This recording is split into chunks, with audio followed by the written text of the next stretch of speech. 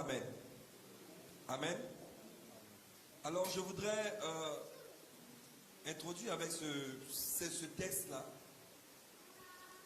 C'était l'histoire d'un prophète, d'un jeune prophète, à qui Dieu a donné un message.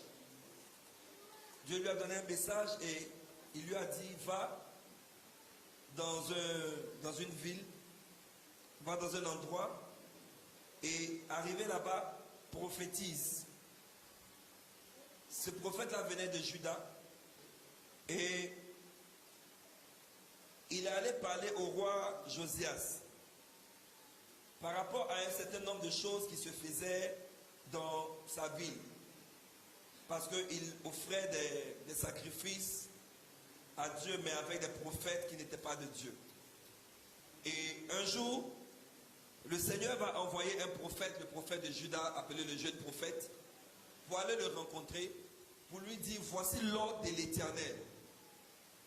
L'autel sur lequel tu fais tes adorations va se fendre, va se briser, et tu seras déchu. Quand l'homme de Dieu a fini de prophétiser, le prophète de Juda, le roi a tendu sa main et il a dit, saisissez-le. La Bible dit que le bras qu'il a tendu vers lui a séché et il est resté figé. Donc le prophète a prié pour lui pour que son bras descende. Et quand son bras est descendu, le roi lui a dit, entre dans ma maison, on va manger ensemble. Et le prophète de Juda a répondu ceci, non, je n'entrerai pas dans ta maison, même si tu me donnes la moitié. Je n'entrerai pas dans ta maison, je ne mangerai pas avec toi, parce que j'ai reçu l'ordre de l'Éternel de ne pas manger là-bas et de revenir par un autre chemin. Il a donc fait ce que l'Éternel lui avait dit. Et en cours de route, il y avait un autre prophète dans la ville, mais qui était appelé le vieux prophète. Et le vieux prophète va recevoir l'information par ses fils qu'il y a un jeune prophète qui est venu et qui a déclaré des paroles. Ces paroles-là se sont accomplies. Le roi même a eu son bras qui a été séché, tout ça. Vraiment, ce prophète-là, vraiment Dieu est avec lui. Dieu lui parle. Donc, le vieux prophète va demander à ses enfants par où il est passé. Ils vont lui montrer le chemin et il va aller rejoindre le jeune prophète. Il va lui proposer maintenant de venir chez lui pour manger. Et le jeune prophète va dire exactement ce qu'il a dit au roi. Il a dit non, j'ai reçu pour ordre de l'Éternel de ne pas manger dans cette ville-là et de ne même pas prendre le même chemin pour revenir.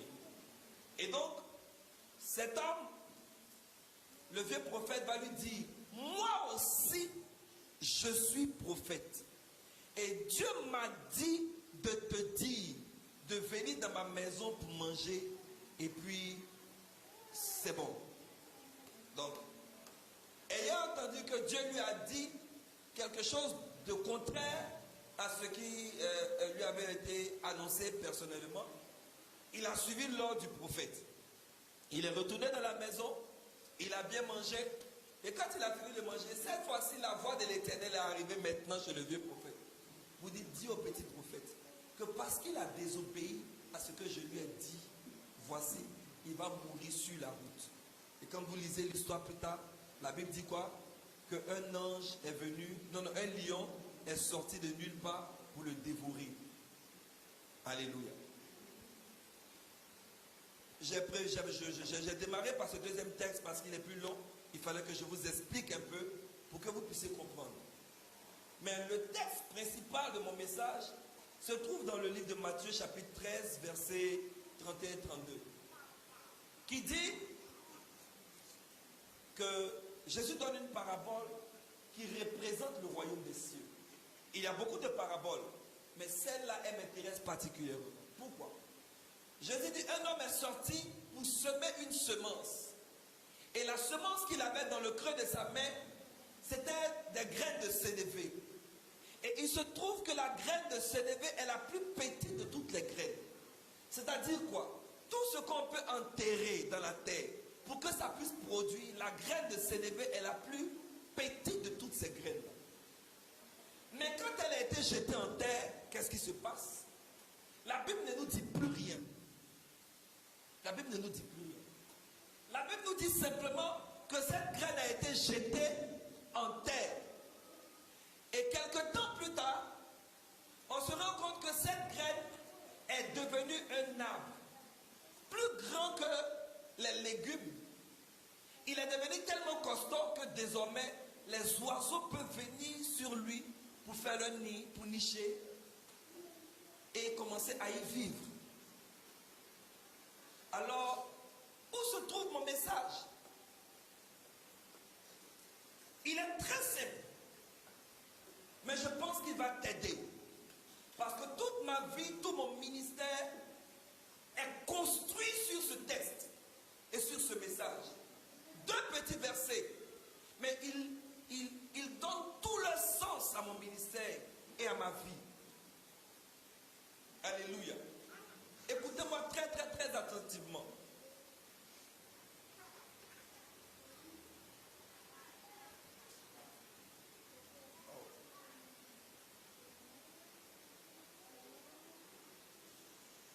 L'histoire est simple.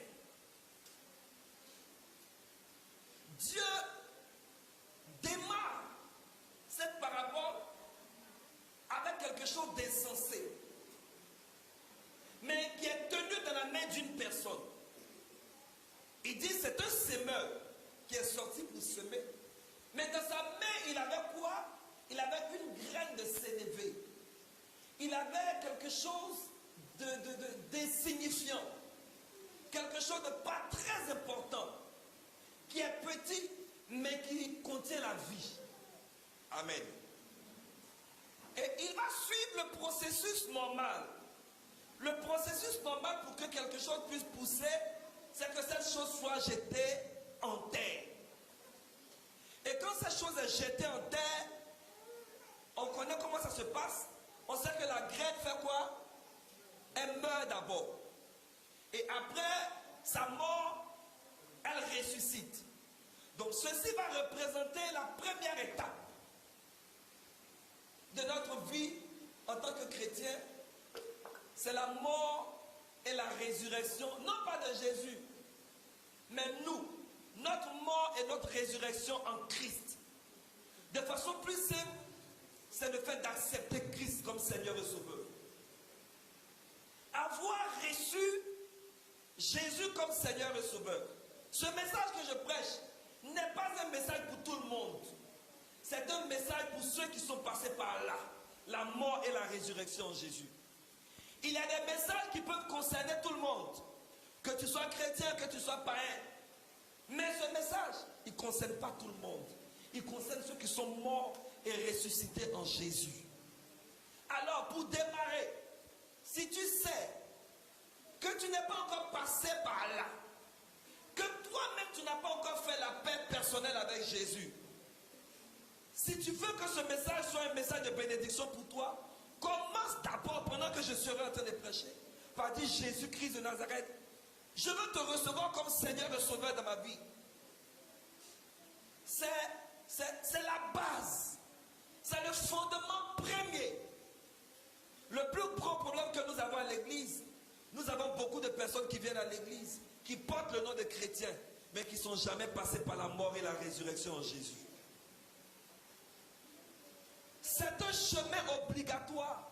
Sinon, tu viendras dans l'église, tu entendras beaucoup de choses, on fera beaucoup de déclarations prophétiques sur toi, on priera pour toi, on t'imposera les mains, on fera toutes choses.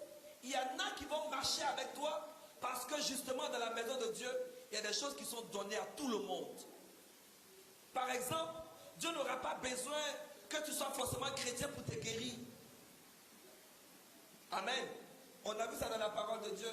Beaucoup de personnes même qui n'avaient jamais, ils ont simplement dit Jésus, Jésus, aujourd'hui là c'est mon jour. Ils sont arrivés, Jésus a guéri, n'est-ce pas? On ne connaît pas leur niveau de foi, on ne sait pas comment ils sont donnés à Christ, on ne sait pas. Mais on sait une seule chose, c'est que Jésus les a guéris. La preuve, la Bible dit un jour il y avait 10 lépreux, le Seigneur est venu, il les a guéris eux tous. Il y a un seul qui est revenu, lui dit merci. On va dire que celui-là, il connaît Dieu. Mais les 9 autres, ils sont partis. Chacun allait dire, ah, c'est mon temps maintenant. J'ai trop souffert. C'est le temps maintenant de faire pour moi. elles vont me sentir. Ceux qui m'ont chassé, ils m'ont méprisé, ils m'ont négligé. Ils vont voir de quel bois je me chauffe et de quel papier je me brûle. Ils vont me sentir. Amen. Mais ils sont partis. N'est-ce pas? Donc la guérison, elle est divine, mais elle n'est pas forcément liée à ta foi chrétienne. Amen. Et cet homme jette la graine. Cette graine va tomber dans la terre. Et elle va mourir, elle va revivre. Et la Bible ne dit plus rien. La Bible se tait. Et nous voyons quelque temps plus tard, comme une sorte de conclusion, on voit ce que l'arbre est devenu. On voit ce que la graine du moins est devenue. Elle est devenue quoi? Un arbre. Touche quelqu'un, dis-lui, deviens avec Dieu. Dis encore, deviens avec Dieu.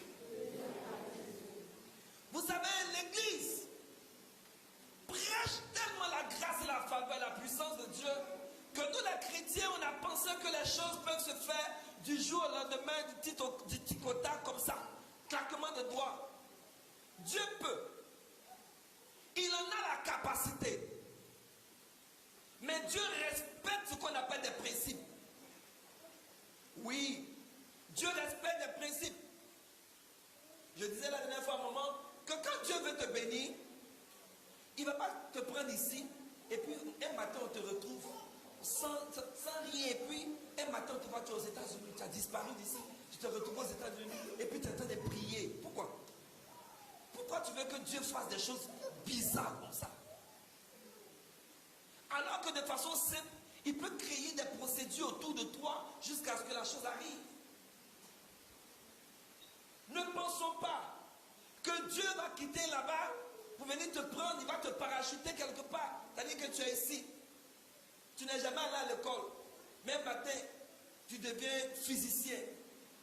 Tu maîtrises la physique chimie. Tu maîtrises toutes les lois. Quand même. Est-ce que Dieu ne peut pas? Est-ce que Dieu ne peut pas? Mais est-ce qu'il va le faire? Il respecte des principes. Ça dit, moi je suis là comme ça. Et puis Dieu me dit, mon fils, un jour je vais te bénir. Et puis je me réveille le lendemain, paf, la NASA m'appelle. On dit de venir conduire avion. On dit de venir conduire fusée. De venir décrypter des systèmes. Athéa. Moi-même, je n'avais pas encore fini de maîtriser le téléphone portable. C'est avion. Quelque chose quand tu entres, même tout est bouton. Ordinateur même qui est là quand on ouvre là. Il y a plein de boutons, on ne sait pas à quoi ça sert. C'est faux? Il y a un ordinateur derrière là-bas, non? Il y a plein de touches, contrôle, alt. À quoi ça sert? Vous savez? Vous voyez simplement. Est-ce que vous savez à quoi ça sert? Même pas. Ordinateur même qui est là, tu ne connais pas. Dieu n'a qu'à te soulever, et puis n'a qu'à te déposer à la NASA un matin comme ça, parce qu'il est puissant. Amen. Alors Dieu va nous enseigner quelque chose de simple ce matin. Et la première notion que je voudrais introduire dans mon message, je l'appelle le message de Dieu, des convictions ou la promesse. Le message de Dieu, des convictions ou la promesse. Vous savez, quand Dieu te parle, quand Dieu te prend, quand Dieu te récupère, il a une manière de fonctionner avec toi. La première des choses qu'il va te donner, c'est un message. La première des choses qu'il va te donner, c'est une conviction. C'est une promesse avec laquelle tu vas marcher. Et c'est cette promesse-là qui doit pouvoir t'orienter dans la vie. C'est avec elle que tu dois marcher.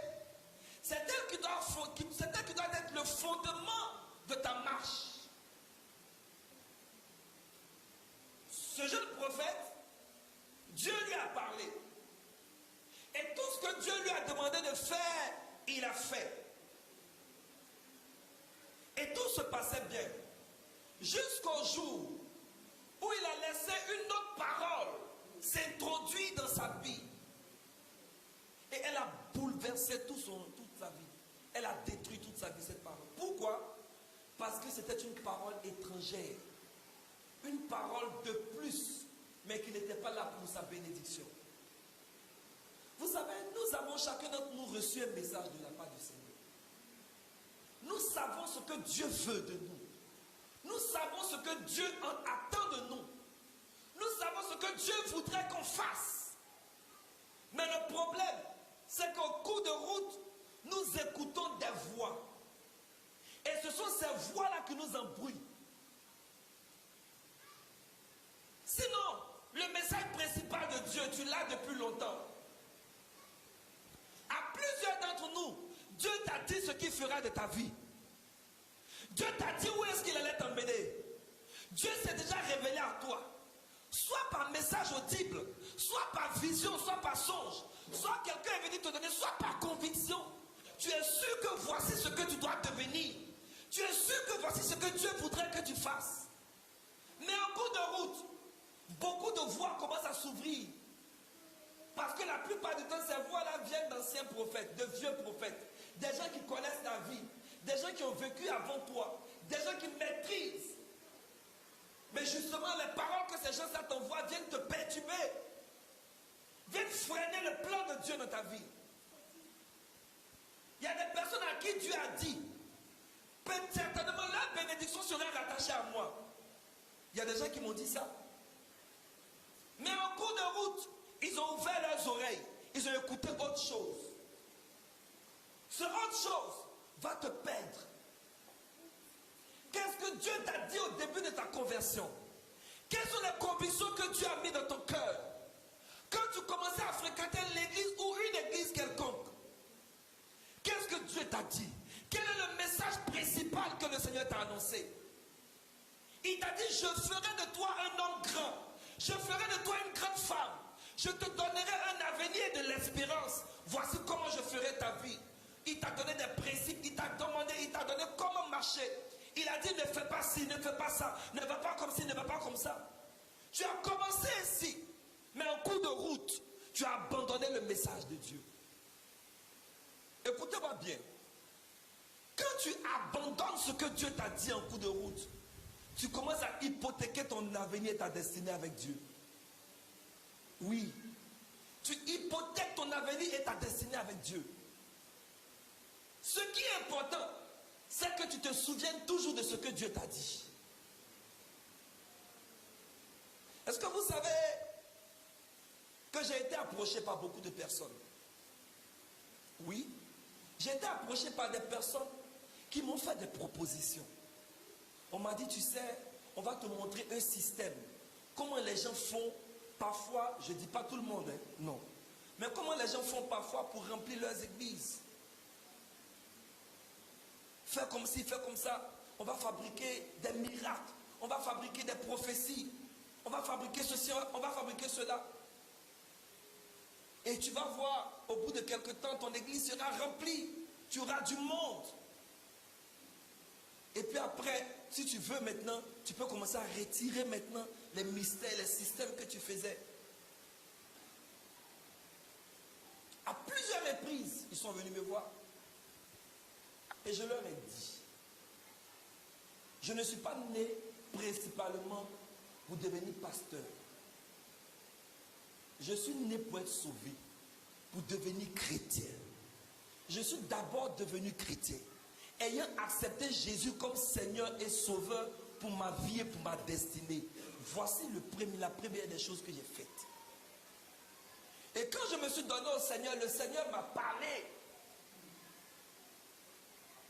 Il m'a dit tout ce qui doit arriver dans ma vie. Il ne m'a pas donné les détails.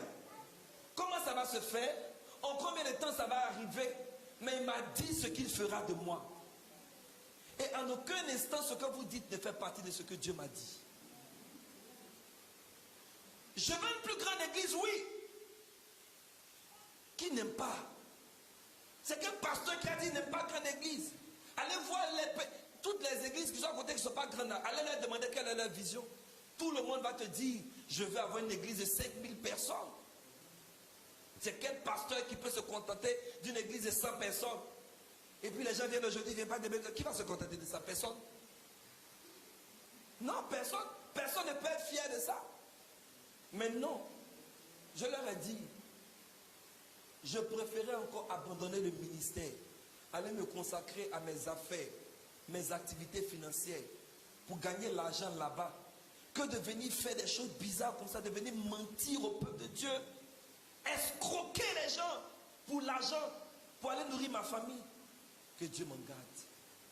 Je vais travailler, je vais chercher l'argent, je vais continuer à faire mes affaires. Si ça ne marche pas, je vais aller faire docker peut-être au port, ou bien aller travailler à la zone industrielle pour nourrir ma famille. Mais jamais je ne prendrai le nom de l'Éternel pour faire des bêtises. J'ai tout entendu. Je sais ce que Dieu m'a dit. Je n'ai pas besoin de me détourner de la voie. Je n'ai pas besoin de chercher d'autres choses, des intrants pour venir. Non, non, non. Quel est le message de Dieu pour ta vie? Est-ce que tu crois que Dieu t'a dit que tu réussiras? Est-ce que ton Dieu te l'a dit? Si tu ne l'as pas encore dit, cherche la voix de Dieu. Mais s'il t'a déjà parlé, si tu sais déjà les promesses que Dieu a mises dans ton cœur, reste tranquille.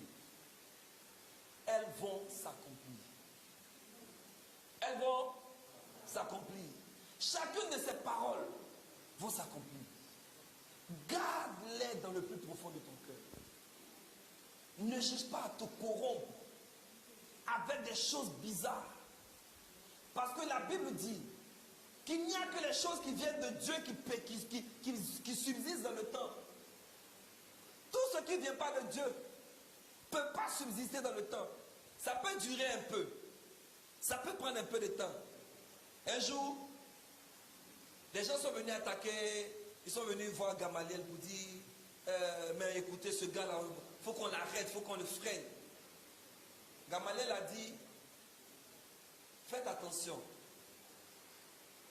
Si ça ne vient pas de Dieu, ne vous inquiétez pas. Ça va faire son bonhomme de chemin. Mais un jour, ça va s'arrêter. Mais si ça vient de Dieu, vous ne pourrez pas lutter contre la chose. Vous allez vous opposer à la chose, mais vous ne pourrez jamais vaincre la chose. Parce que Dieu trouvera toujours la manière de faire subsister ce qu'il a créé.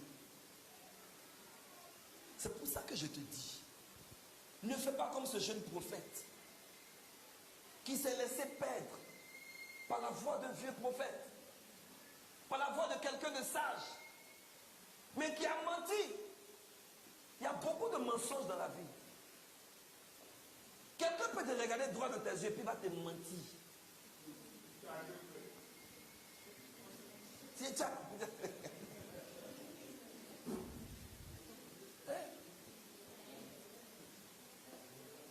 Il y a une chanson du groupe NBN où on dit quelqu'un peut te regarder dans les yeux, il dit il t'aime. Et puis demain il va venir te regarder dans les yeux, on ne peut pas dire il t'aime plus.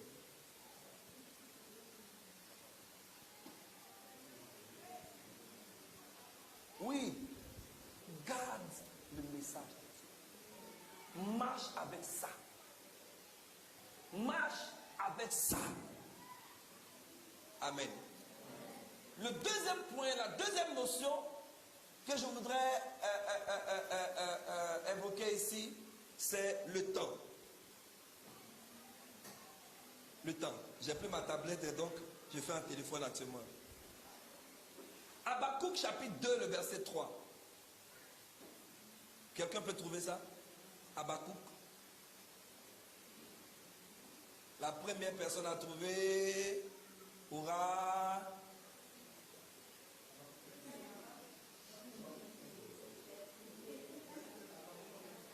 Habakkuk 2, verset 3. Ça, c'est trouvé dans le téléphone. Ça ne compte pas, c'est trop rapide. Trouvé dans le Bible papier. Qui a trouvé? Tu as trouvé? D'accord, faut lire. Tiens-toi debout. Oui, non, chapitre 2, verset 3 et 4. Oui. Car c'est une prophétie dont le temps est déjà fixé. Elle marche vers son terme et elle ne mentira pas. Si elle tarde, attends-la. Car elle s'accomplira. Elle s'accomplira certainement. Merci ma fille. C'est une prophétie dont le temps a été fixé. Et qu'est-ce qu'elle fait? Elle marche vers son terme. Elle ne mentira pas. Et la Bible complète encore, elle fait quoi? Si. Non, je n'ai pas entendu. Si. Non, répète encore. Si elle tarde, on fait quoi? Si elle tarde, tu fais quoi? Si elle tarde, on fait quoi? On fait quoi? Non, j'entends pas bien. Quelle tarde, on fait quoi? On murmure. On se fâche. Non, dis ce qu'on fait. On murmure. On fait quoi? Quand ça dure, on fait quoi? Quand ça vient pas, on fait quoi? Quand c'est compliqué, on fait quoi? Quand ça mange sur nous, on fait quoi? Quand c'est gâté à bidon, on fait quoi? Quand tout est mélangé, on fait quoi? C'est blessure, on fait quoi? Quand c'est gâté, on fait quoi?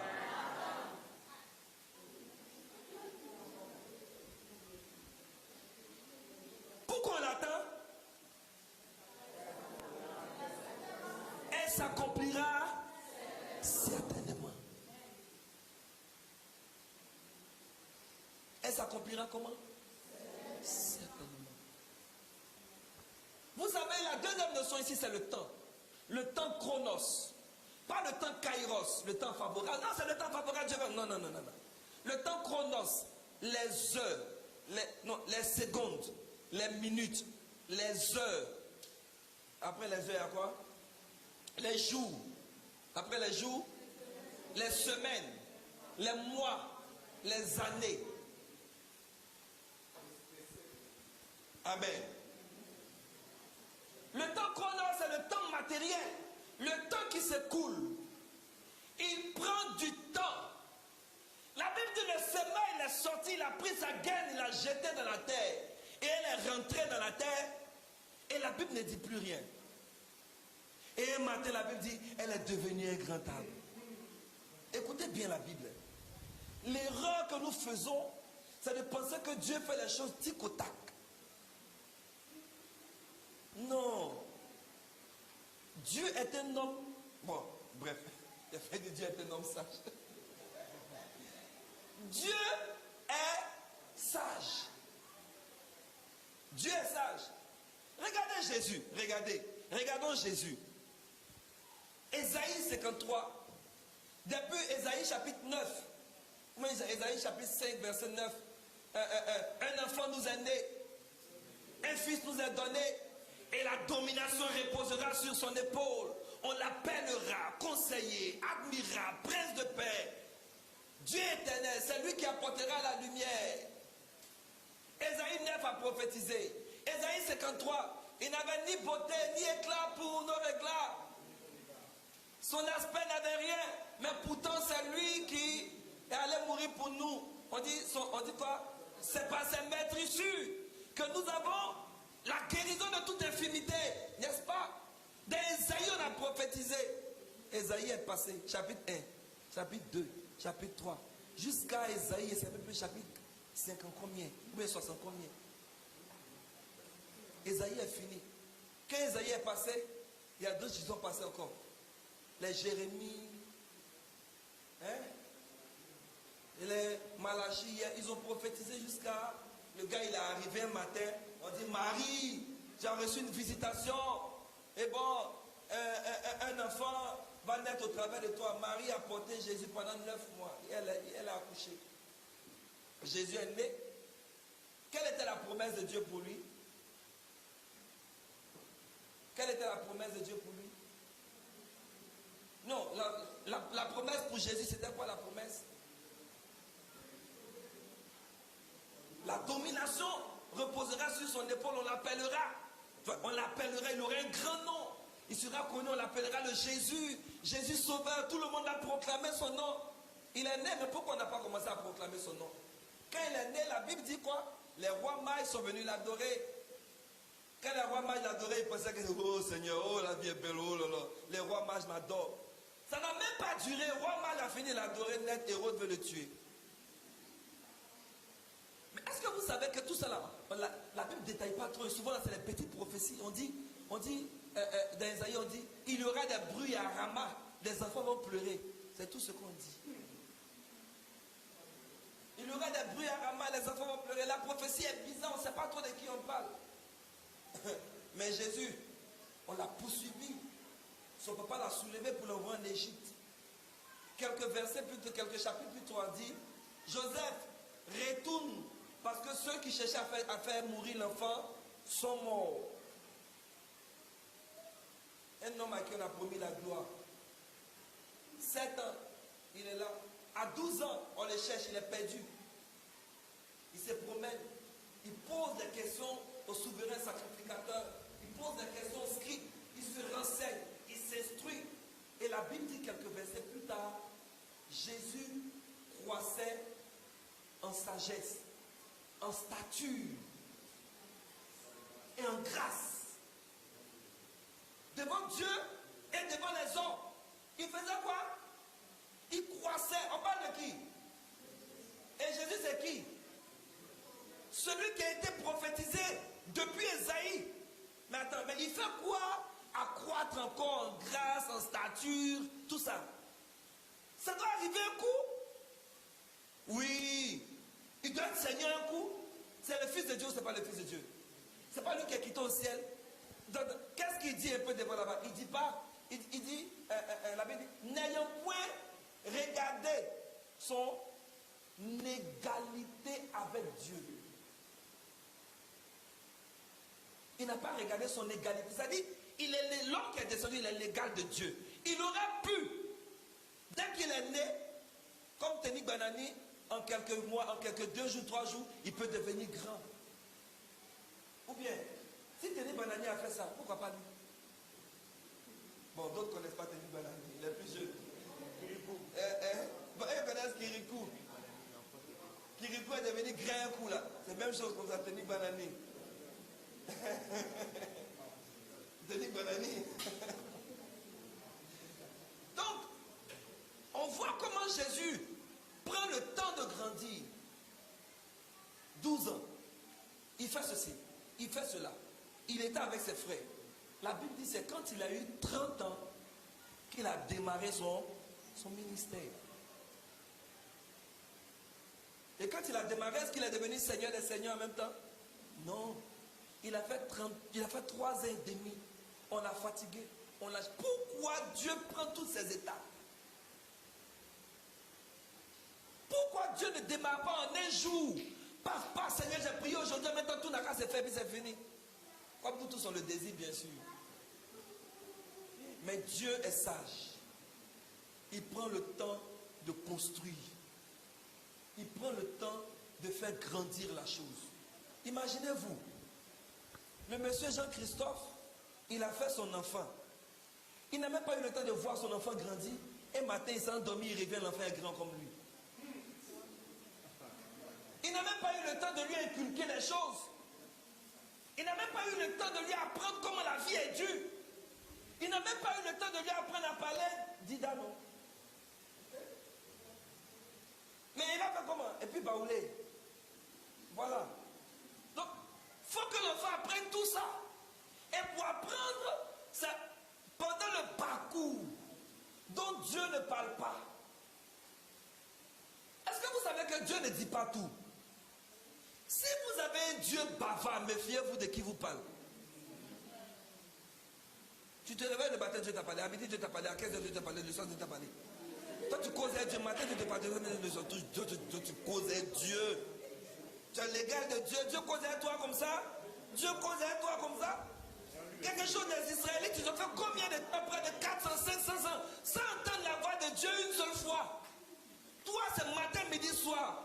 2 heures, chaque 3 heures, Dieu vient te piper, il te pipe. Et on dit, c'est comment? Il te pince un peu, il te parle un peu. Et ce qui est bizarre, il ne te parle jamais de toi, il te parle des autres. Tu vois la soeur qui est là, c'est la mère, on n'en parle pas. C'est la maman, Dieu, il te parle de tout le monde, sauf de toi et de ce que tu vas devenir, sauf de ta maison et de ta famille. Fais attention à ce que tu entends. C'est la voix du vieux prophète. Yes. Fais attention. Fais attention. Dieu est bavard? Non. Non. Même Jésus l'a vécu, on ne disait pas que dès qu'il entrait, Dieu parle. Quand on l'a plongé, on l'a fait sortir, la voix a résonné. Celui-ci est mon fils bien-aimé. Il n'a plus parlé encore. Dieu s'en va prier, il fait 3 heures. Il s'en va à Gethsemane, il prie. Quand il finit de prier, il vient, il dit, ah Seigneur, ça ne va pas. Il finit, il est fatigué, il retourne encore. Pendant tout ce temps, il n'a pas entendu la voix de Dieu. La Bible dit, un ange du Seigneur vint le fortifier. Même lui-même, Dieu ne lui parle pas comme ça. Mais toi, tu dors, à minuit Dieu te parle, à minuit 5 Dieu te parle, à minuit 10 Dieu te parle, tu fais songe, tu fais vision, c'est toi qui sais tout. Tu vas te perdre. C'est la voix du vieux prophète. Reste concentré. Reste concentré. Chaque fois que Dieu te parle, il doit avoir un impact dans ta vie. Chaque fois que Dieu te parle, il doit avoir un bouleversement dans ta vie. Chaque fois que Dieu se lève pour te parler, il faut qu'on sente que quelque chose a changé. Dieu ne peut pas venir te parler pour n'importe quoi, n'importe comment. Fais attention. Ton cœur te parle, tes émotions te parlent, tes pensées te parlent, ton âme est faible. Il faut le sécher, le fortifier devant Dieu. Et le temps est une chose tellement importante. Le temps te donnera d'apprendre. Le temps te donnera de comprendre. Le temps te permettra de faire un certain nombre de choses.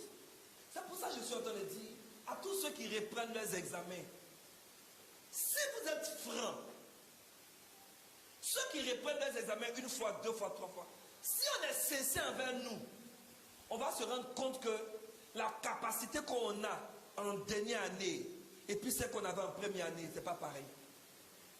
Qui a fait l'examen plusieurs fois, comme moi?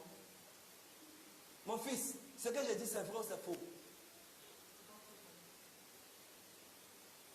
Il y a des choses que tu connaissais en première année où tu as fait mais ça n'a pas marché. Mais la deuxième année, tu connais et tu connais plus. Tu maîtrises mieux. Moi, je me rappelle à ma 3e année de bac. J'ai dit, équation de la tangente.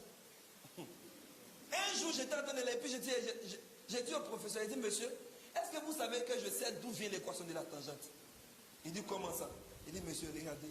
Et puis je lui explique. J'ai pris une autre équation quelque part là-bas, j'ai décomposé, j'ai décortiqué, puis il dit, voici l'équation de la tangente. Il dit, ça fait combien d'années que tu es là? Il dit, monsieur, c'est ma 3e année. Il sait que soit tu es un ancien ou bien tu es un surdoué. Calmez-vous.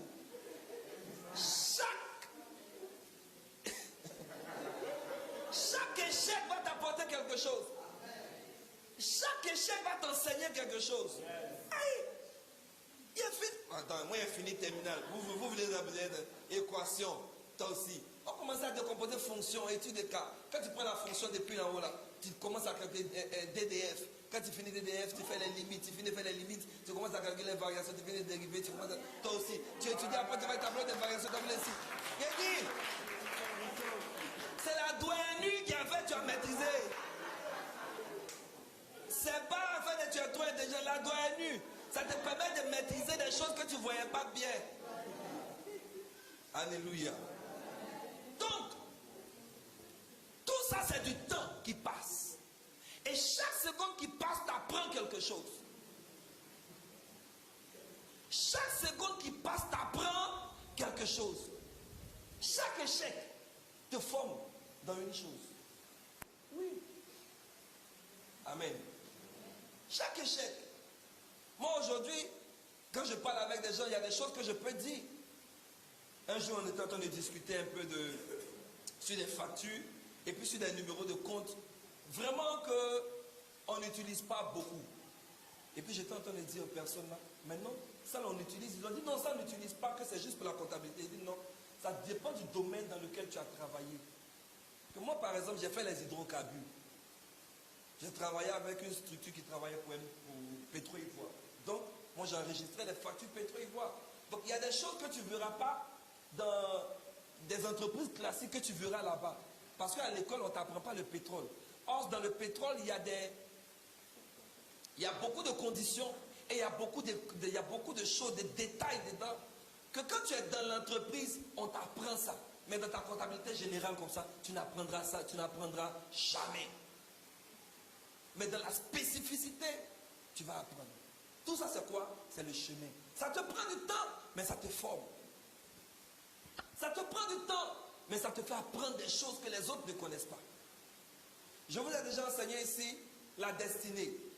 Je vous ai dit ce que représente la destinée. Viens, venez vous deux. Viens. Toi.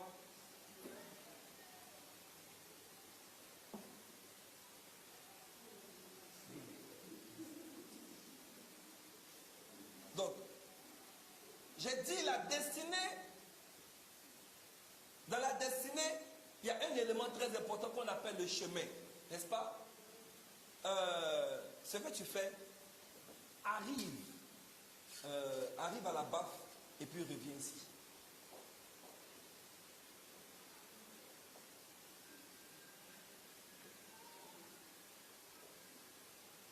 Observe bien autour de toi tout ce que tu vois. Voilà, viens, reviens.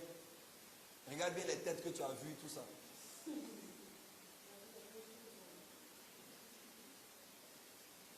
Qu'est-ce que tu as vu en cours de route? Qui par exemple? Oui. D'accord. Ok, c'est déjà bon. Tu as vu Jean-Michel. Ok? Ce sont eux que tu as vus. Toi, va à la base. Mais tu ne prends pas le même chemin. Tu vas, avant d'arriver, quand tu arrives chez Paulin là-bas, là, tu ne reviens pas ici. Puis tu repasses là-bas pour aller là-bas. Observe bien aussi sur ton chemin.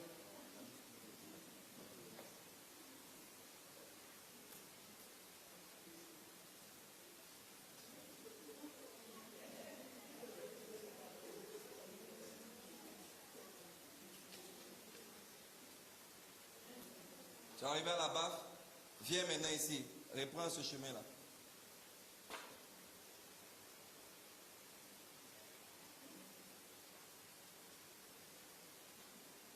Ok, regardez quelque chose.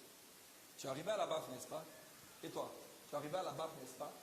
Dis-moi qui tu as vu en cours de route.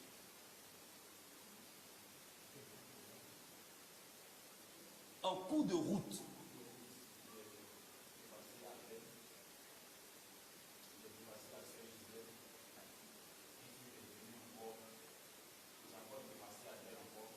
Tu n'es pas passé ici, là. Mais tu es passé ici, non? Mais il n'y a pas l'homme ici, là. Tu as vu Adèle, hein? Adèle, il te voit trop. Fais attention à mon évangéliste. Oui, vas-y.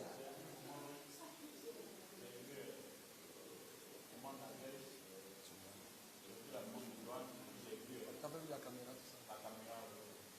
Quand tu as vu tout ça? Tu n'as pas vu tout ça. Quand tu as vu tout ça, donc faites un rapport. Quand vous faisiez de faire le rapport de tout ce que vous avez vu en termes d'expérience, qui a plus d'expérience? C'est toi. En termes d'expérience, tu as plus d'expérience. Donc si on doit choisir sur la base de l'expérience, on choisit qui? Donc, est-ce que le fait d'avoir pris plus de temps en cours de route, ça t'a été défavorable ou favorable?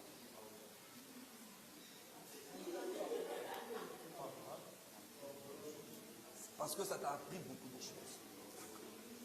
En fait, dans la destinée, ce que vous devez retenir dans la destinée, c'est que il n'y a personne qui court pour allonger sa destinée. Il n'y a personne qui court pour allonger sa destinée.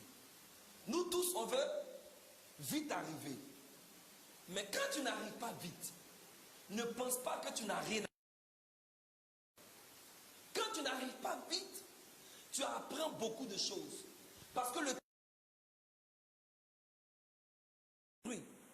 voies par lesquelles tu passes, les difficultés que tu rencontres, les étapes que tu franchis te donnent de l'expérience, te donnent de la capacité, te permettent demain de pouvoir dire à quelqu'un en cours de route, ne prends pas ce chemin. Ou quand tu prends ce chemin, fais attention parce que là c'est glissant, parce que je suis passé par là. Donc, chacun doit regarder à ce que Dieu lui donne de faire et non pas à ce que les autres font. Ne compare jamais ta destinée à celle de l'autre. Ne dis pas l'autre est vite arrivé par rapport à moi. L'autre est vite arrivé, c'est le plan de Dieu pour lui. C'est ce que Dieu a prévu pour lui. Dieu sait comment dans ça là, Dieu va le bénir, comment Dieu va l'orienter. Toi aussi tu as pour toi. Comment Dieu va te faire passer à gauche, comment Dieu va te faire passer à droite. Oublie pour lui. Pense à ce que Dieu est en train de t'apprendre en cours de route. Amen. Merci.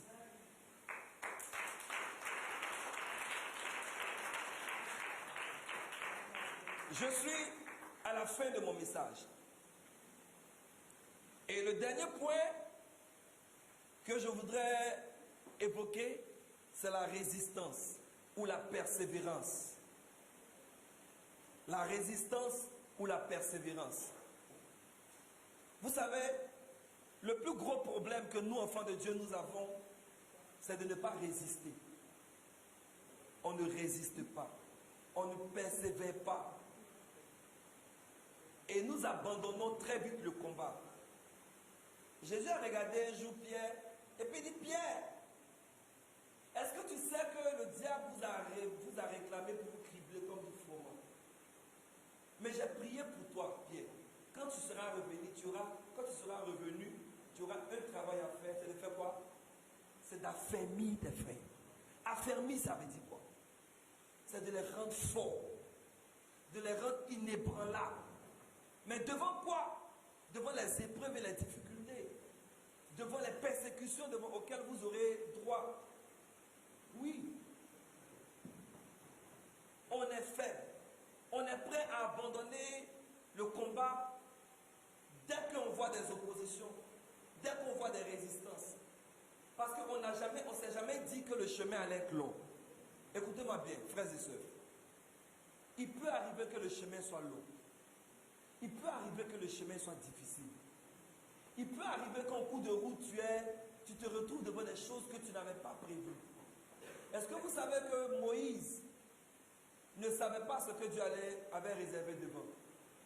Moïse ne savait pas qu'il allait avoir les 10 plaies.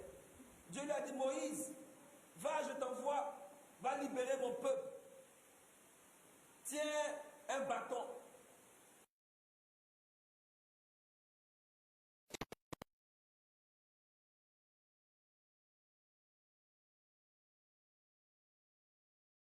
Moïse prend le bâton et il s'en va chez Pharaon, accompagné de Aaron. Il dit, Aaron, accompagne-moi, on s'en va chez Pharaon. Ils arrivent chez Pharaon. Il dit, Pharaon, laisse aller le peuple de Dieu. Il dit, mais pourquoi? Il dit, Dieu m'a donné 2 signes. Quand je vais les accomplir, tu seras obligé de les laisser. Moïse prend le bâton, il prend sa main. Non, la main, ça c'était le signe pour le peuple d'Israël, pour leur montrer que l'Éternel était avec eux. Donc il prend le bâton et puis il jette. Il dit, voici le signe que Dieu m'a donné pour vous donner la preuve qu'il est avec moi. Pharaon dit, aïe Moïse. Toi-même tu sais qu'il y a longtemps, on est ensemble ici. Serpent là, c'est rien. Magiciens, ils ont fait sortir 2 serpents. Moïse a fait sortir 1, et ils ont fait sortir 2. Mais la Bible dit que le serpent de Moïse a avalé les autres. C'est là que Moïse va se rendre compte que l'Éternel ne lui a pas tout dit et qu'il y a beaucoup d'autres choses en cours de route. Ton Dieu ne te dira pas toujours tout. Mais en cours de route, fortifie-toi. Devant les épreuves devant lesquelles tu seras confronté, fortifie-toi. Si tu rencontres un échec, fortifie-toi. Tu rencontres un blocage, fortifie-toi. Ne baisse pas vite les bras.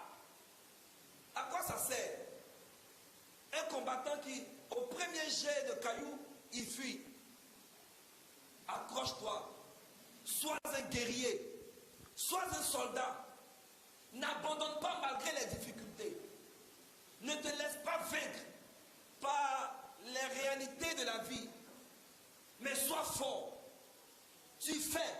marche pas, mais ne t'arrête pas.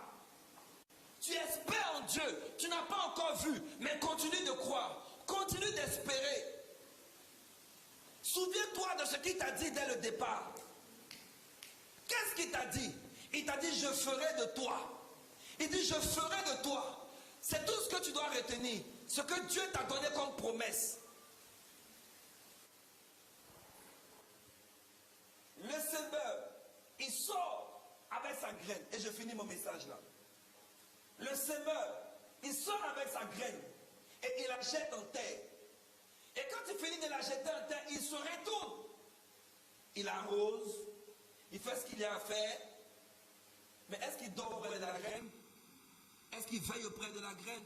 Il s'en va. Et le temps fait ce qu'il y a à faire. La nature fait ce qu'elle a à faire. Lui aussi, pour sa part, il arrive de temps en temps, il vient défricher à côté, mais il n'agit pas dans la croissance de la graine. C'est un processus.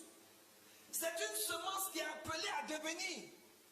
Cette semence ne s'inquiète pas. Parce qu'elle sait qu'elle est un grain de s'élever. Et tout le monde sait que le grain de s'élever, il finit par devenir quoi?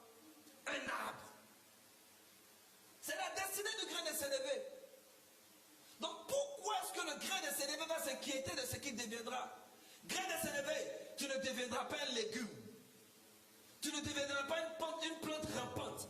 Tu deviendras un arbre sur lequel les oiseaux viendront se nicher. Il ne faut juste pas oublier quelle est la promesse de Dieu pour toi.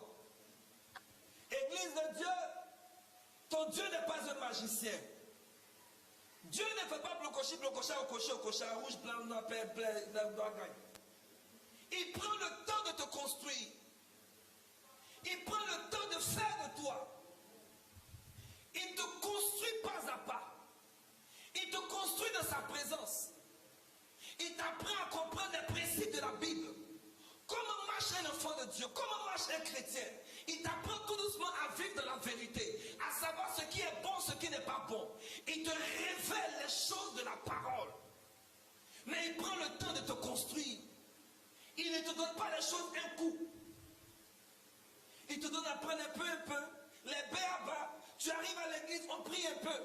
Au début, c'est toi qui tombes. Après, tu ne tombes plus trop. Parce que tu commences à comprendre. Tu maîtrises un peu. Tu es en harmonie avec le Saint-Esprit. Tu comprends mieux. Au début, quand tu commences à prophétiser, tu te traites. Mais au fur et à mesure, tu grandis dans la connaissance de l'onction. Tu grandis dans la connaissance de tes dons spirituels. Tu comprends mieux Dieu.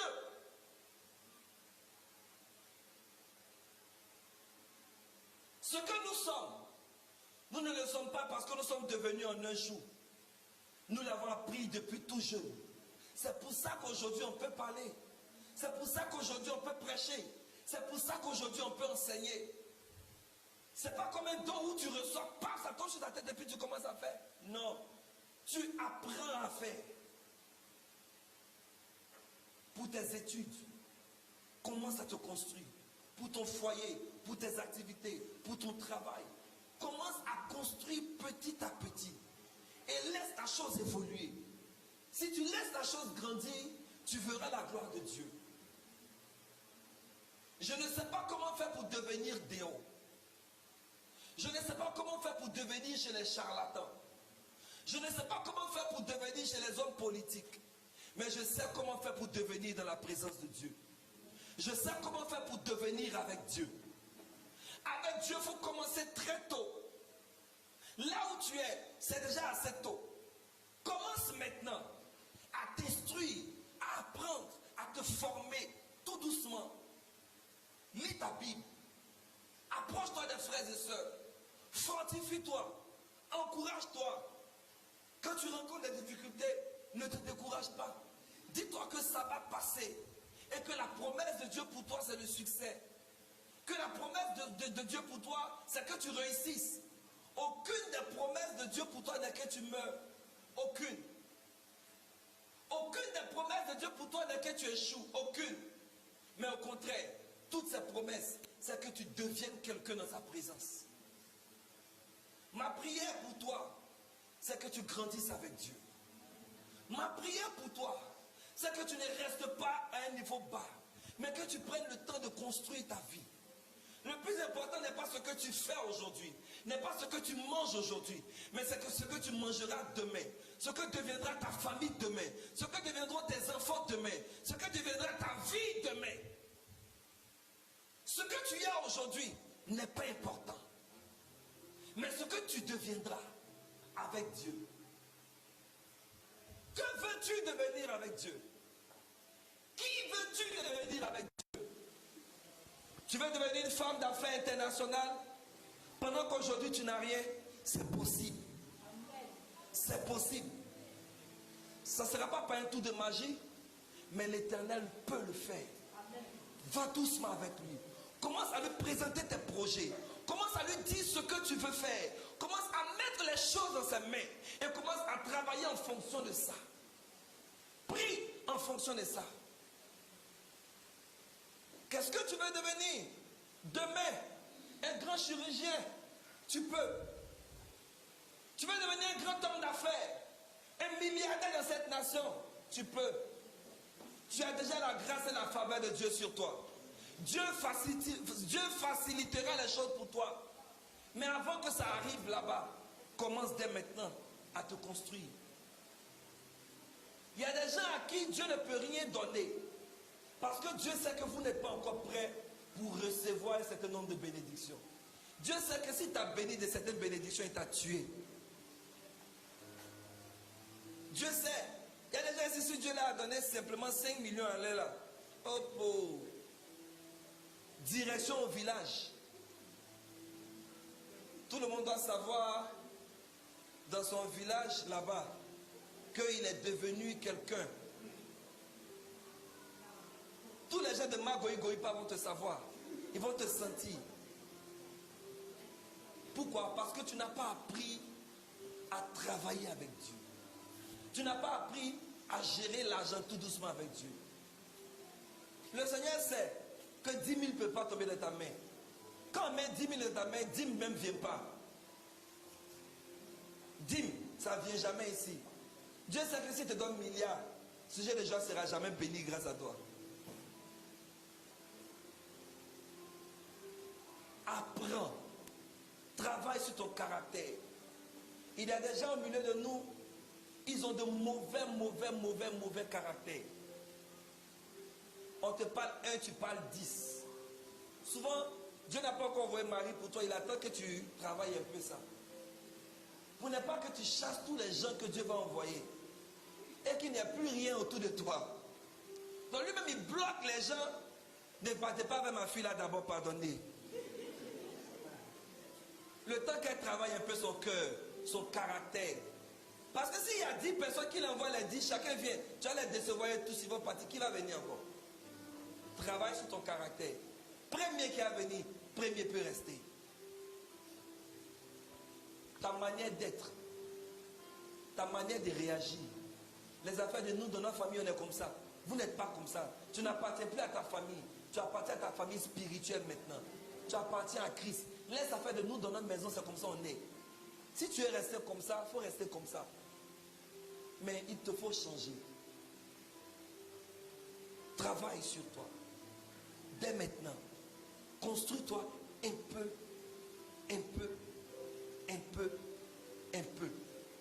Tu deviendras, ma fille, ce que Dieu a prévu que tu deviennes. Tu atteindras le niveau que Dieu a prévu que tu atteignes. Que la gloire de Dieu soit sur nos vies au nom de Jésus.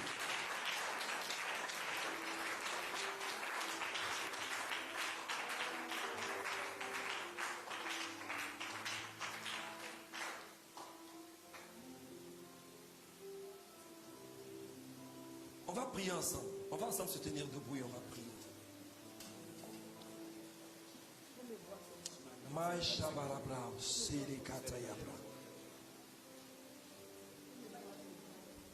Je veux que tu pries maintenant. Et que tu dises à Dieu, Seigneur, apprends-moi ce chemin. Je veux devenir avec toi. Apprends-moi à commencer bas. À commencer là où je suis. Et à évoluer, à progresser. Donne-moi de comprendre que je dois garder le message. Donne-moi de savoir que le temps peut passer, mais je ne dois pas m'inquiéter quand je vois le temps passer. Donne-moi de résister quand les situations arrivent. Prie avec moi, s'il te plaît. Prie afin que le Seigneur